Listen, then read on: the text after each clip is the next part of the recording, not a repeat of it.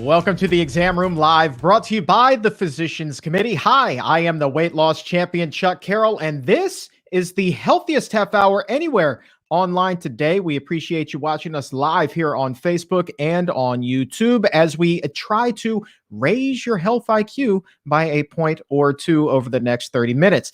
Coming up today, we are going to get a fiber-fueled gut check with our friend, gastroenterologist extraordinaire and best-selling author, Dr. Will Bulsiewicz is here with us today as we open up the doctor's mailbag and answer your questions. So if there's something on your mind that you would like to ask about gut health, go ahead right now, post it in the comments or the chat box. You can also send that to us on Twitter and Instagram using the hashtag ExamRoomLive. Send that on over to @ChuckCarroll, WLC, or @PCRM, or @Physicians Committee on the gram. So plenty of places to send in your questions. Let's go ahead and stuff that mailbag. And I got to tell you, there's a really good question in there already about raw food versus cooked food and what the difference is in your gut, and is one healthier than the other. So we're going to get into that with Dr. Will Bulsiewicz here. And just a matter of fact, let's just go ahead and get into it right now, shall we? Let's welcome Dr. Bulsiewicz to the show. Dr. B, how you doing, man? I'm doing great, Chuck. I wasn't expected to get into it right now, but you're calling me out. Here we go. I want to just say that I feel really good this week. I feel like we are finally, it feels like we're emerging from this pandemic a little bit. We have beautiful weather here in Charleston. Signs of progress. We have beautiful weather here in Charleston. We have WrestleMania for 2 nights over the weekend with fans in the seats. Yes, we do. And we have Chuck Carroll wearing Syracuse orange colors. Signs of progress, people. Let it be known that you are the only person I would rock the Q's colors for, because I am a Notre Dame guy, but I appreciate you being here. So this is my way of saying thank you. There's different ways that we express our love. And what Chuck just said right there, that is like the 6th love language that he just provided for us. All right, let's go. I really don't know where to go with that. Let's go ahead and open up the doctor's mailbag right now. Dive right in. So again, post your questions in the comments or the chat box, and we will do our best to get you an answer on the episode today. Dr. B, you ready for question number 1? Let's go. All right. The first question comes to us from Pam. Wants to know, what is your opinion on raw food versus cooked food? Is one healthier for the gut? Yeah, this is a great question, and I really dig it because I find the answer to be fascinating. We know that every food has its own unique types of fiber. Those types of fiber feed unique families of microbes. And what's interesting is that there's a researcher at the University of California, San Francisco. His name is Peter Turnbaugh, and he did a study looking at raw versus cooked. So basically, he took the exact same food, and he saw the effects of these foods on the gut microbiome, depending on if they were raw versus cooked. And what he found that I thought was really interesting is that you had differing effects based upon whether you cooked the food or you didn't cook the food. Now, is one superior? No, I would not claim that one is categorically superior and that you should exclude the other. Instead, what it is you've heard me say this before, I'll probably say it again in the next couple of minutes, diversity of plants is the #1 predictor of a healthy gut microbiome. And so effectively what I'm saying is if you take the exact same food and you cook it, it's almost like getting 2 different plants because you are feeding different families of microbes. We want all of our microbes to be fed. So I would not claim that raw versus cooked is superior, one versus the other. Instead, what I would say is that we want both. And for the person who's suffering with digestive issues, it is easier to start with cooked food and work your way towards including the raw foods. But that, a little nibble on some kale or some collards before you go to steam or cook them, that's a good idea because then you're feeding those microbes too. We want both. That always comes back to variety, whether you're talking about a variety of different kinds of foods, or in this case, a variety of ways to ingest the food itself. I think that, variety just seems to be the theme when it comes to a healthy diet overall. Well, variety is the theme, and it goes beyond. I mean, in my book, Fiber Fueled, I make my argument that variety is the key to a healthy gut. And we have science, we have several studies at this point now to back that up. But this is not just about gut health. This is also about the reality that every single food, even if we call it a superfood, every single food has its own strengths and weaknesses. They'll have certain vitamins and minerals and phytonutrients, but it will be missing in others. If I ate just kale all day long, I would not be that healthy, even though some people would argue that's the healthiest food on the planet. And so, what you're missing in the kale, you can pick up and find when you add in and sprinkle in some other foods. And that's the beauty of eating a broad, diverse diet, is that there are no longer any weaknesses because you're playing to the strengths of every food. Let's go ahead and do a little gut health 101 here. Help Beatrice out. She's wondering if you could talk about the best practices for gut health overall. Best practices for gut health overall. Okay, well, I think that, we have to start with diet. I mean, that's very clear. We eat an average of 3 pounds of food per day, 1,000 pounds of food per year. So if we start doing the math, each one of us is going to eat about 80,000 pounds of food during our lifetime. And all that food is coming into contact with your gut microbiome. And that really is the principal driver that shapes what the gut microbiome looks like. Now, the exciting thing about this is that you were not born with a microbiome that you're stuck with for the rest of your life. You can shape it, you can mold it and make it what you want it to be. Your dietary choices are what do that. And we know that the main source of fuel, of positive energy for your gut, is dietary fiber. I'm not talking about supplements. I'm talking about food, fruits, vegetables, whole grains, seeds, nuts, legumes. When we call them plants, they're good for our gut microbiome. And when we get outside of that category into highly refined processed foods, animal products, dairy, eggs, and meat, that's when we actually are feeding our gut microbiome the food that it doesn't prefer and can create issues. But it's not just diet. You said it's gut microbiome 101. So I would be remiss if I didn't mention that our lifestyle matters a lot too. Getting a good night's rest, exercising, staying physically active, spending time with people you love. Believe it or not, the people that you spend time with have an effect on your gut microbiome. Having a pet has an effect on the gut microbiome. So really, it's about seeing this big picture, which is that we are not just these humans living our lives, that we are humans with 39 trillion living microbes, each an individual microorganism living inside of us. And that integrates us with our environment and with our diet and lifestyle. And ultimately, that microbiome is an expression of our diet and lifestyle. 39 trillion. That is a lot. That is a number that's incomprehensible, in all honesty. That is just insane. Take all the stars in the sky, and you would need 1,000 galaxies full of stars, compress it all down, put it inside of you. It's there right now. It weighs more than your brain does, believe it or not, but it's invisible. And so it makes it very hard for us as humans to wrap our mind around it because we don't do very well with things that we don't see. That is crazy. All right.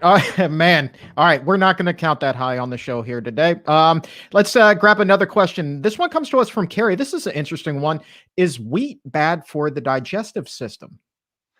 Wheat is not inherently bad for the digestive system. In fact, wheat has been attacked and vilified in our food culture over the last 10 years. Some very popular, big selling books told us that we shouldn't be eating wheat. And if you take a step back and you look at wheat, the food, in isolation, you walk out into a field, you pick some wheat, raise your hand if you've done this before. Yeah, none of us have, right? Because none of us go out into the field to get raw natural wheat. But if you were to look at that food, it's actually incredibly healthy for our gut microbiome. It has fiber, it has complex polysaccharides, it has resistant starches, all of which are prebiotic, meaning that they feed the gut microbiome. When they have studied the effect of wheat on the gut microbiome, they have found that actually the gut microbiome benefits with the growth of more short chain fatty acid producing microbes when you are consuming wheat. When a person goes on a gluten-free diet, we actually see that it appears that they are causing harm to their gut microbiome because they are withdrawing the wheat, which is the number one source of whole grains in the American diet, again, with the fiber, the complex polysaccharides, the resistant starches that feed our gut microbiome. Now, that being said, Chuck, Wheat is in everything. Wheat is in processed foods, left and right, everywhere. Wheat also is being processed with our modern farming systems that include the spray of Roundup. Roundup is sprayed onto wheat to dry it out. We need dry wheat in order to process it. You can accelerate that process by spraying it with Roundup. And I have concerns based upon the studies that I've seen about the effects of Roundup in our diet, not to mention the effects of Roundup on our environment. So the point being, from my perspective, wheat in organic, minimally processed form is not a problem. In fact, it is good for our gut microbiome.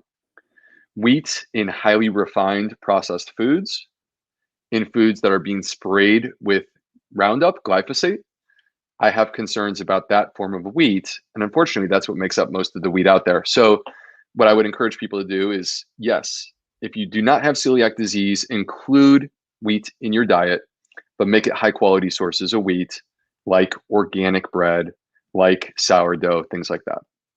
Next question is one that touches on fasting. This is another popular topic that comes up here.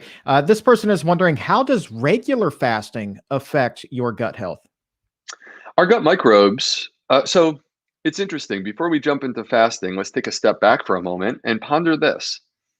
The first living creatures on this planet were archaea, as far as we know. They've been around for about 4 billion years. Now, to put that into context, us humans have only been around for about 3 million years, we believe. So 4 billion years of archaea, that's before we ever even had oxygen on this planet. These archaea can live inside of us. And the key here, from my perspective, what I'm trying to point out is that all microbes, all humans, all living creatures, period, evolved with one characteristic in mind, which is the sun would come up and the sun would go down every single day. That was true 4 billion years ago, and it's true today. It never changed. That's the only thing that's been true for all of us from an evolutionary perspective. So we developed what's called a circadian rhythm. The circadian rhythm means that we have an intrinsic clock within our biology. We have it as humans, and guess what? These microbes have it too. So these microbes, they are living creatures, and they need a break, they need rest, and they also have a circadian rhythm where they like to have a rhythm. And so the point from my perspective when it comes to fasting and its role with gut health is that our microbes like it when we have an early dinner, when we don't eat late night snacks, when we don't drink alcohol late at night, when we allow them to take a break when it is dark outside. And then we can pick back up 12, 14, or 16 hours later, and we may derive benefits in terms of our metabolism and our gut health as a result of that. Next question comes to us from Jamie, wondering if you could answer this one about what effect do bad carbs from processed foods, what effect does that have on gut health? Well, we call them carbs, and I have to say that I regret that we use terminology like this because we're talking about a macronutrient, which is a very broad category of food. I mean, within carbs, there is a ton of stuff that is incredibly healthy. Fiber is a carb. And then there's the stuff that it's the highly refined processed stuff where we're creating things that are unnatural. And so I think that the reality when it comes to this conversation is that rather than defining things as carbs, we should define them as ultra processed foods because that's what they are. These are ultra processed foods. You can't create this at home, can you? I mean, if you could, I would love to see it. But when you look at the ingredient list and most of these foods that we're referring to right now, I was a chemistry major in college. I have no clue what most of these things are that are on that ingredient list. And seriously, and when you have this kind of stuff in there, clearly this is not coming in anything that is anywhere close to natural. And this is not something that existed 100 years ago. This is something that was developed in a chemistry lab and then brought forward into our food system. And so the concern from my perspective is that those chemicals that are in there, many of them, we don't know what they do to humans, particularly when they're consumed over the long run. And so from my perspective, I feel that the safest position to take when it comes to ultra processed foods, and I mean, we could dig into some of the studies that show us that ultra processed foods are not healthy foods. But I think the point is this: at the end of the day, the healthiest position to be in is to be maximizing the fresh fruits, vegetables, whole grains, seeds, nuts, and legumes in your diet. No one's perfect. I eat processed foods too, but we really want to try to minimize it as much as possible. That way, we can really be getting the beneficial foods overpowering these foods that we have concerns about. A lot of nice comments coming in the chat room right now about your book, Fiber Fueled. And one particular group who's watching, the Nerdtritionists, I love that name. They wanted to let you know that they've even made a video about your book. So if you haven't picked up a copy of Fiber Fueled just yet, you should really give it a read. And you can find a link to purchase that right now on Amazon. That is in the show description. So go ahead and check that out. I seriously, I'm not just saying that because you're on the show. It is literally one of the best books about nutrition I have ever read, bar none. Thank you, man. I mean, coming from you, that means so much, and I appreciate the Nerdtritionists. I love that name too. I think it's really cool. I'm gonna have to go check out what they're talking about after this. But it is a great honor, and it's been amazing. I'll be honest with you, Chuck. I feel like I get more credit than I deserve many times because I have people reaching out to me every single day from across the world, like people from New Zealand, Australia, reaching out to me and telling me that their life has been changed. Yesterday, a doctor reached out to me. She's a GI doctor in training, and she said that she completely changed her perspective and how she's treating her patients after reading my book. And so, from my perspective, it really warms my heart and it makes me feel so good that the effort that I put into the book, waking up at 5 in the morning to do it, you know, bird dogging all those references, trying to find them. At the end of the day, it really feels like it was so worth it to be able to provide something that helps people. No doubt, man. And you are helping people on such a large scale. So again, thank you for putting that out. I know that you did. You poured your heart and your soul into that, and it definitely shows.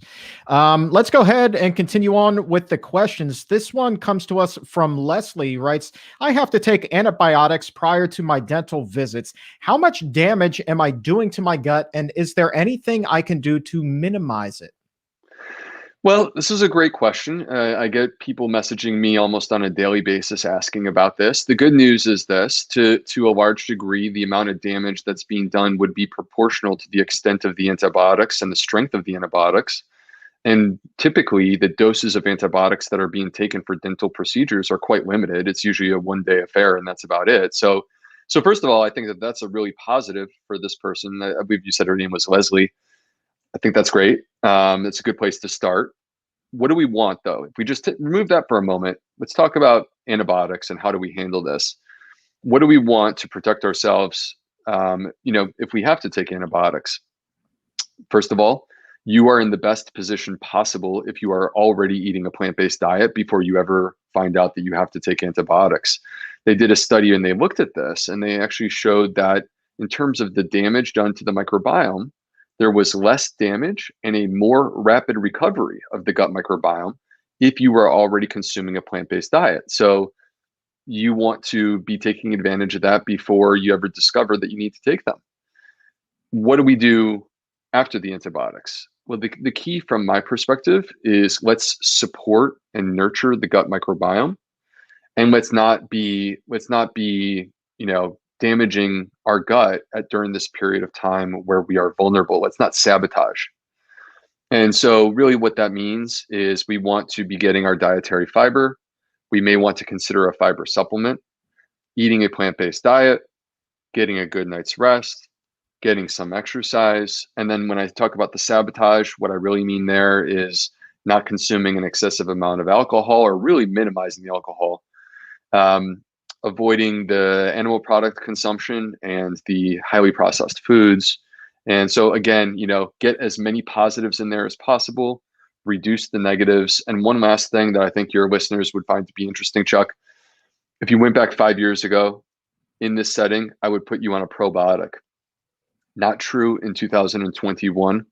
There was a study published in the journal Cell in 2018 out of Israel, showing us that probiotics after antibiotics actually slow the recovery of the gut microbiome.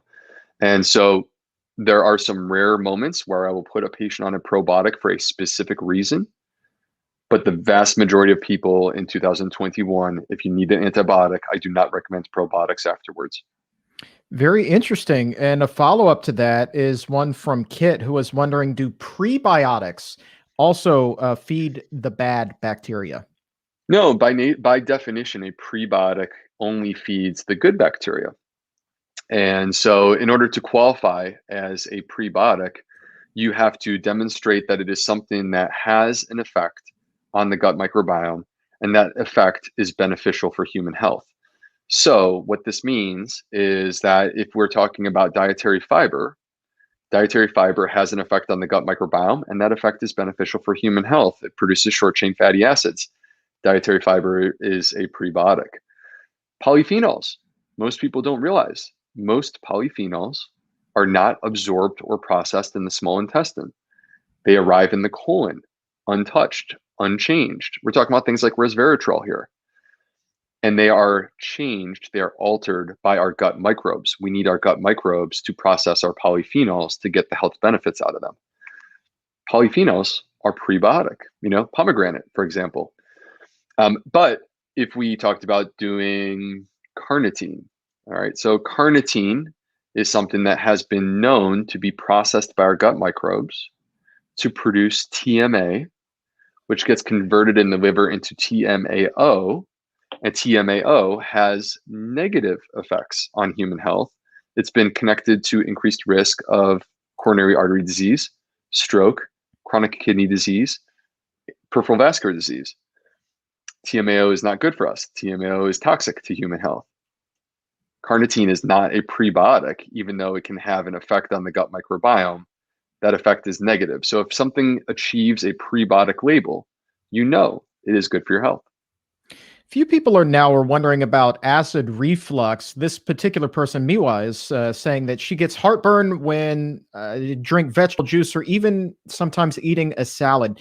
What, generally speaking, do you think could cause that? Well, it depends a little bit on what's going into the salad and into the vegetable juice to some degree. And when it's this type of food that is triggering or creating the heartburn symptom, I want people to understand that the root cause, there is zero evidence that plant foods are the root cause of acid reflux. If anything, the opposite is true. In recent years, we have studies indicating that fiber improves acid reflux, which is fascinating because that has nothing to do with stomach acid.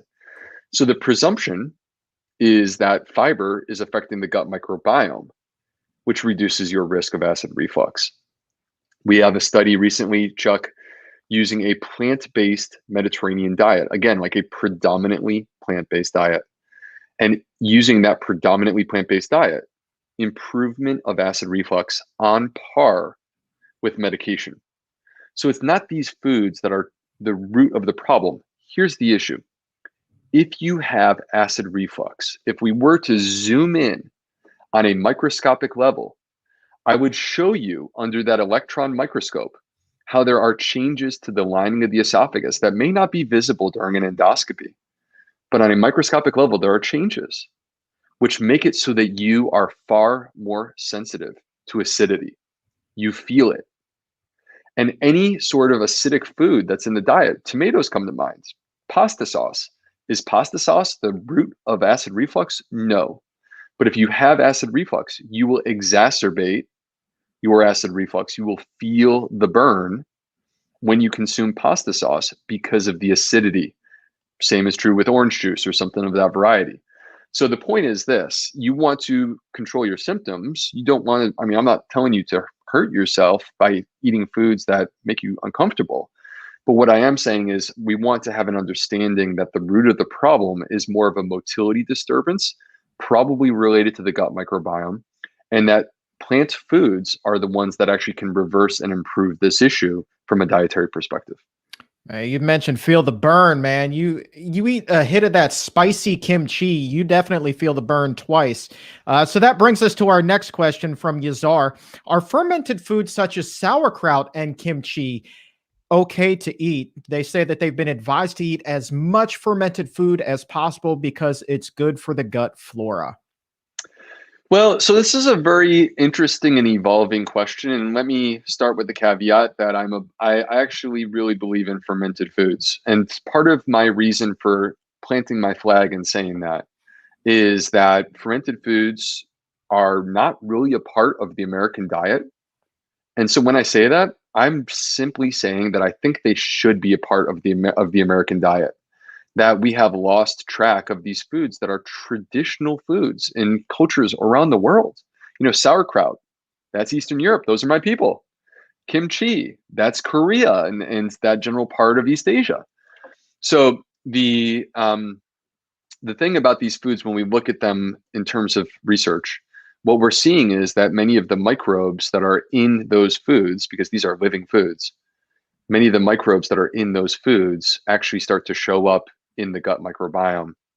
That's a beautiful thing. We also know that through fermentation, you are transforming the fiber.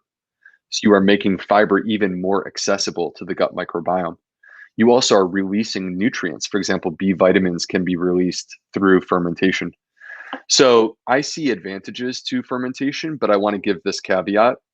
I wouldn't sit here and say this should be the backbone of your diet. No, the backbone of your diet should be fruits, vegetables, whole grain, seeds, nuts, and legumes.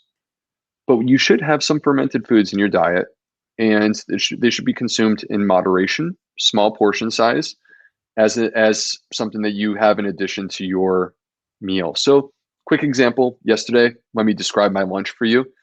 I'm very proud of it, to be honest with you, Chuck, because I grew a lot of it. I grew a lot of it. That's why I'm proud of it. Hey, okay. So, yeah, this was not all purchased at the supermarket. Some of it was, but I had kale and I had some Napa cabbage that I've grown in my garden, and I also had lentil sprouts, onion sprouts, and purple amaranth sprouts that I sprouted myself.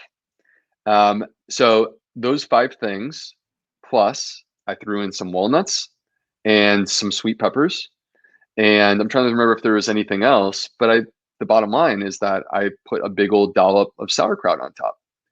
And I actually didn't really need dressing. I squeezed the lemon, I had the sauerkraut, and I didn't need dressing because the sauerkraut, get it in there.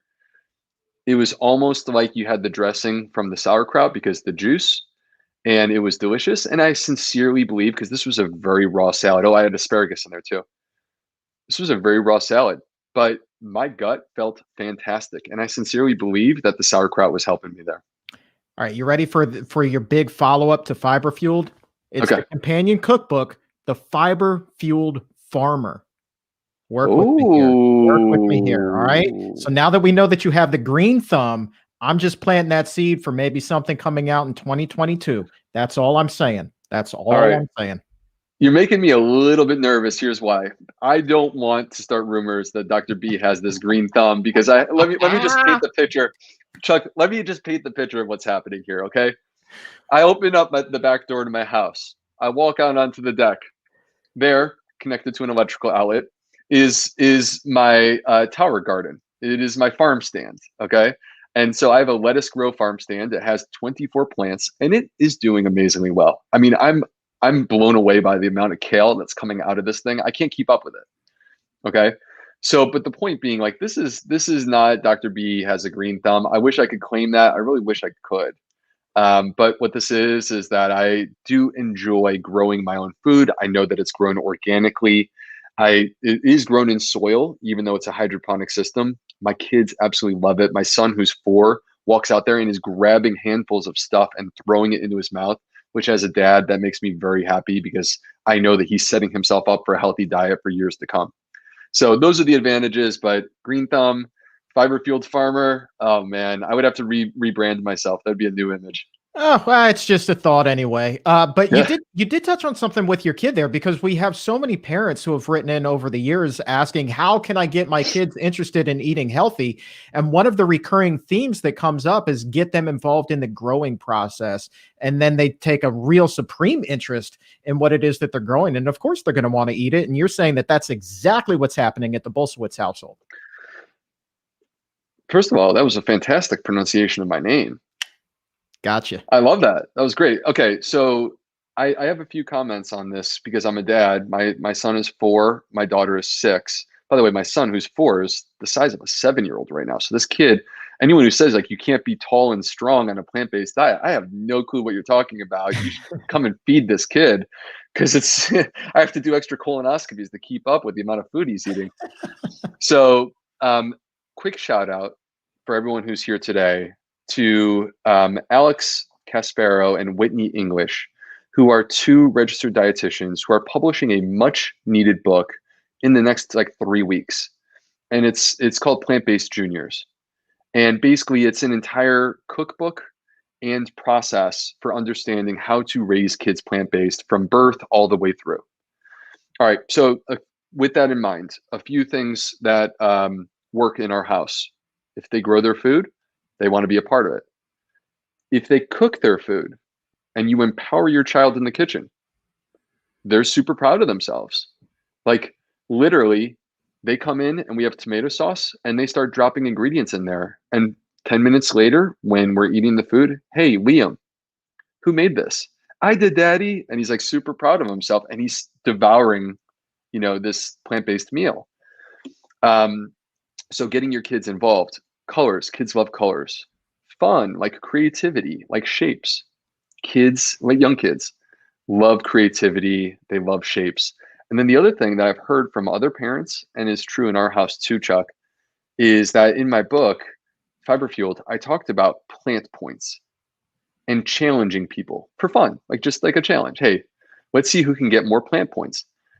You can bring this into your family and it's just good, solid fun. Like, let's see who in the house can eat the most plants for dinner tonight, right? And that type of like just gamifying the entire process. You don't want to make it an obligation. You don't want to force people to do things against their will. That's just simply never going to work. What we want to do is we want to empower people. We want to make it attractive. We want to make it fun. And then it just starts happening naturally. And then your kids don't even think twice about it because now this is not that you are basically forcing them to eat something they don't want. Now this is, oh my gosh, that's such a good time. And I love challenging my dad and seeing if I can beat him and get more plant points. That's pretty cool. Plant points. Yeah. That's a new concept, man. I am on board with that 100%. I might. It's fun. You can challenge your friends, Yeah. You can challenge your spouse. Yeah. Okay. We got time for a few more questions here. Let's do a departure from nutrition really quick and just flat out, let's try to save a life here. Rosalinda is asking, what are the signs and symptoms of colon cancer? Okay, so first of all, we don't want to wait until we have the signs and symptoms. And this is the reason why that I'm a big proponent and a believer in taking a proactive approach. What that means is that when you are eligible for colon cancer screening, which for most adults in the United States is 45 right now, when you are eligible, you should get it done as soon as possible. If you have a family history, particularly a first-degree family member who's had colorectal cancer, or an advanced colon polyp, you can start even earlier than that. So that is something to discuss with your doctor. If you are in your 30s or you are before the age where you get a colon cancer screening and you see blood in your stool, that's an opportunity. Get checked. Make sure there's nothing going on there. The symptoms of colorectal cancer, things that we would look for bleeding, unexplained anemia, particularly when you are low on your iron. We would want to know why is that occurring, and that's an automatic indication for colonoscopy. Abdominal pain that we can't explain. Change in bowel habits, not necessarily a pencil thin stool, but any sort of change in bowel habits. Unexplained weight loss. These are some of the things that we're looking for in people to say, like, could this be colon cancer? But here's the thing, like, I never want it to be that thought in the clinic. I never want it to be, could this be colon cancer? I prefer to be like, okay, here is the symptom. Let's be proactive about this. Let's go in and make sure that there's nothing going on. And once we have that information, we can have confidence knowing that we are safe. And I myself, Chuck, am actually going to be having my colonoscopy in the next couple of months here. And I'm 40 years old. And the reason why is due to family history. And it's because I want to make sure that I'm safe. I got these 2 kids, they're 4 and 6. I want to see them for another 50 years. Is family history the reason why you became a gastroenterologist? No, that wasn't my motivation. My motivation for becoming a gastroenterologist is a little bit complicated. I don't want to spend too much time on it. I actually thought I was going to be a pediatrician, believe it or not. Hmm. And ultimately, what I ended up discovering is that I really love using my mind to peel apart the complex layers of figuring out like medical problems for patients and then creating solutions. But there was a second part to me that wanted to use my hands at least a little bit. And there's only so many fields that combine those things where you're really using your mind. That's what an internist does. An internist uses their mind, a surgeon uses their hands. As a gastroenterologist, I am an internist, but by becoming a gastroenterologist, I also get to spend about half my time using my hands and performing colonoscopy and upper endoscopy. So it's the best of both worlds for me. All right, let's go ahead and switch gears here. And we talk about you are famous on the show for talking about fully emptying when you go to the bathroom. And Matt here is brave enough to ask this question. Wants to know, what should we do if we are constantly going to the bathroom but not completely emptying? Okay, so I didn't realize I was famous on this show. That Oh makes me think that there's been yes. some conversations about this. And that's okay because I love talking about bowel movements. This is literally what I do for a living. I do it all day long. And my goal is to take my patients and get them into a rhythm. Rhythm is key. And the problem is that if you are going multiple times per day, but you don't feel like you are completely emptying, if you go once and then 45 minutes later you have to go again, these are all signs of issues with defecation, specifically at the pelvic floor. All right. So now, look, I talk about this all day, so I have to preface by saying I'm about to zoom in on what happens during a bowel movement. All right. But before I go there, consider this. Think about a swallow. We take for granted a swallow. We expect that during the entirety of our life, potentially up to 100 years, every single time we ask our body to trigger a swallow, it's going to work perfectly. But a swallow is a symphony of muscles. One individual muscle may be contracting and relaxing in a specific pattern based on what's happening with the other muscles. That's what's happening when we poop too. This is not just simply that things open up and, it's like the parting of the Red Sea here. There is a symphony of muscles that are squeezing and relaxing down at the bottom in order to make healthy bowel movements possible. Now, I'm going to do something weird, and you probably are going to call me on this and refer back to this in the future, Chuck. I'm going to use my hands. And let's pretend that this is the anal canal. So that's your bottom right there. And this is the rectum, okay? And I want to first show you the way that it works on a normal, healthy bowel movement. In the rectum, in a normal, healthy bowel movement, there will be a pinch, and that pinch will start to propagate forward, all right? And as that's happening, now this pinch is like the poop is right here, so it's pushing the poop down. This pinch is pushing the poop down. Blah, blah, blah. And as that happens, the pelvic floor and all the muscles that are down in the bowl of the pelvis, they relax. Out goes the poop. That's a normal, healthy bowel movement. Now, what happens in people that have pelvic floor dyssynergia, meaning that their muscles in their pelvic floor are dysynchronized? Here's what happens. You get the pinch, you get the push, but unfortunately, these pelvic floor muscles are not relaxing. So you push, push, push, push, push, push, push, push. You're bearing down, and then you get it like a trap door to open up real quick, and a nugget falls out. Seriously, because you forced it, because you built up such pressure in your rectum that you were able to overpower those pelvic floor muscles. But the pelvic floor muscles, when you are trying to have a good bowel movement, are not meant to be obstructing. They're not meant to be standing in the way. They're meant to be relaxing and getting out of the way. And this is what we call pelvic dyssynergia. It's a very common cause of constipation. And actually, the solution is not to try to overpower it with medication. The solution is to retrain the muscles. So, Chuck, if I hurt my shoulder, look, I could take ibuprofen for pain, right? But ibuprofen is not going to restore the ability of me to do this. The way that I do that is by gradually working into it, probably with a physical therapist, to restore function and rebuild strength so that I can put my arm back up to the sky again. And in the same way, if our pelvic floor muscles are not functioning properly, then we need to work with a physical therapist who specializes in the pelvic floor to retrain these muscles. Most of their clients are women. I say this because these pelvic floor specialists, they also deal with women's health issues, with urinary incontinence, with burning with urine, with pain with sex, and also with incontinence of bowel. That is why you need to watch the show on YouTube and Facebook and join us live, because that was perhaps the single greatest physical demonstration ever on this channel. That was fantastic. And you're right. I'm stopping that. Like, I'm going to isolate that, and I'm just going to put that clip. I'm going to pin that to the top of my Twitter and my IG. That's what's going to happen there. That was outstanding, sir. Thank you. Thank you, Chuck. I would bow, but I don't know that I can really do that here. But anyway.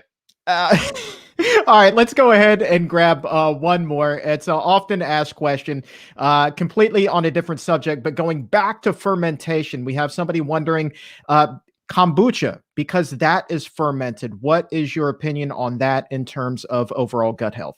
My pendulum has swung a little bit on kombucha. I have to be honest with you. If you check out my book, Fiber Fueled, you will definitely, this is one of the things, is you write a book. I wrote that book, in 2018 into 2019. You write a book, and then sometimes you're like, oh, you know what? I feel a little bit different about that in 2021 than I used to. So I'm not anti-kombucha, but I think at the end of the day, as you know, Chuck, nutrition is like really basic nutrition that I wish everyone would understand, is that it's just quite simply about substitutions. What are you replacing with what?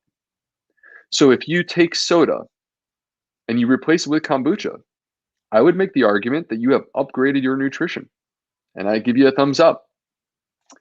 But if you take kombucha and you replace it with water, which, by the way, is completely free, I would once again argue that you have upgraded your nutrition.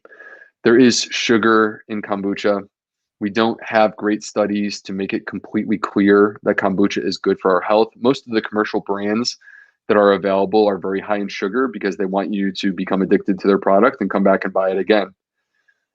So from my perspective, if you enjoy kombucha as a substitute for soda, you are drinking it, consuming it in moderation. And one thing that I would add is kombucha is very acidic. So I always, when I drink it, which I do, when I drink it, I always dilute it. So I will make it at least 50%, if not 60 or 65% water. Kombucha becomes the minority, and it still tastes great. And so that's the approach that I would take with kombucha.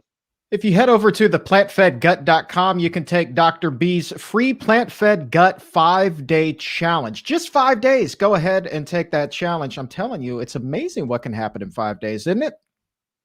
It is definitely amazing what you can do in 5 days. Literally, Chuck, in 24 hours, your gut microbiome is already starting to change. I mean, it's incredible the power that we have. It's so cool, man. I love nutrition science, and I love nerding out with you here on this program. Like, your monthly appearances here on the Exam Room Live, absolutely live for them, man. You are just a delight. And so I encourage you to go ahead and give Dr. B a follow on Instagram. That's at the Gut Health MD, or check out his website, theplantfedgut.com. And for goodness gracious sakes, if you have not already done so, go ahead and pick up a copy of Fiber Fueled. Again, you can find a link to do so in the show description, or if you're listening to the pod, it's in the episode notes. Dr. Will Bulsiewicz, you are a joy to work with, my friend. Thank you so very much for being here. Thank you, Chuck. It's always fun to work with you too, man. I love you. You are the man. And if you would like to go ahead and subscribe to the podcast, the Exam Room Podcast by the Physicians Committee, go ahead and do that. Apple Podcasts, Spotify, wherever shows are available. And first thing tomorrow morning, you can relive all of the fun that we just had here today on the go. So look for the Exam Room Podcast by the Physicians Committee everywhere podcasts are available. And if you would be so kind, you thought you got something out of it today, go ahead and leave a 5-star rating as well. But for today, that, my friend, is all the time that we have. I want to say thank you one more time to my friend, Dr. Bulsiewicz, for being here, and also to the crew behind the scenes that makes the magic happen. Thank you also very much. And to you, my exam roomies, thanks for hanging out and raising your nutrition and health IQs with us today. Appreciate you more than you will ever know. And for everyone here at the Physicians Committee, I am the weight loss champion, Chuck Carroll. We'll talk to you again soon. But until then, just remember, keep it plant-based.